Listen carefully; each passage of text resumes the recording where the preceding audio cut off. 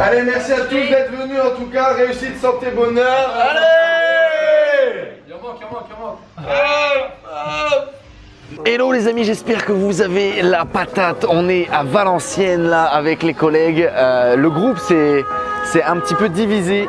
On a passé une grosse journée à rencontrer plein de gens qui ont des projets, qui ont des envies, qui ont envie de liberté, qui ont envie de vivre, qui ont envie de gagner de l'argent, qui ont envie de voyager. C'est extraordinaire. Je suis super content. Je tiens à remercier tout le monde qui a participé à cet événement.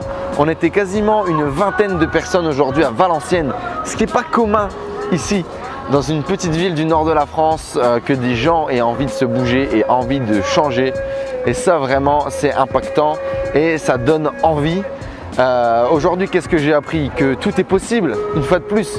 Plein de gens m'ont fait découvrir leurs projets, leurs envies, leur business model et je vois que c'est possible, une fois de plus. Et on est ici là sur cette belle petite placette à Valenciennes avec plein de gens qui font des choses extraordinaires.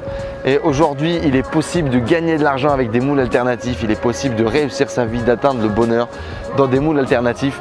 Et ça fait plaisir de le voir et de le vivre. Alors je fais un gros big up. Je vais pas citer les gens parce que j'ai peur d'oublier des gens dans le voyage. Mais en tout cas, ce qui est important, c'est de se dire qu'on peut le faire, qu'il est possible.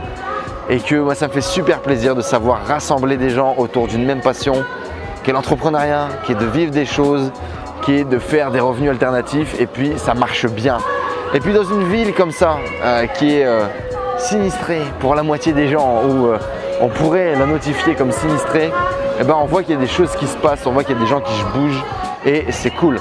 Alors aujourd'hui on a échangé avec des gens qui font de l'immobilier, qui font de l'investissement sur internet, qui font des business sur internet, mais on a surtout été spectateurs de gens qui changent leur vie, qui changent de mindset, qui changent de moule. Et tous les gens aujourd'hui qu'on a rencontrés nous parlent de changement de mindset. Je vous en parlerai jamais assez. C'est les gens qui en parleront mieux que moi.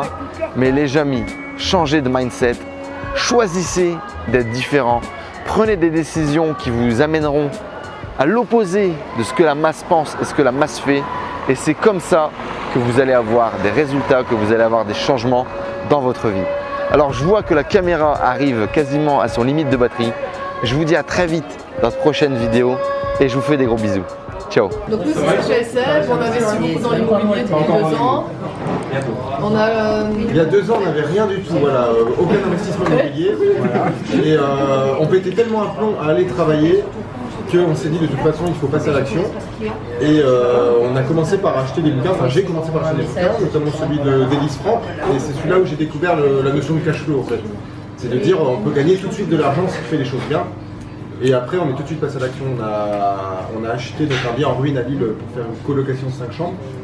Donc on a tout refait, transformé en coloc 5 chambres, tout ça. 150 000 € d'achat, 150 000 € de travaux. Vous avez financé comment tout par la banque. J'ai perdu du poids, j'ai déménagé, donc j'étais sur Valenciennes, je suis parti sur Calais. J'ai fait un demi-tour complet, c'est-à-dire que j'ai tout revendu, j'ai tout commencé à zéro. De là j'ai commencé un peu à me remettre dans le sport et tout ça et j'ai recommencé mes études.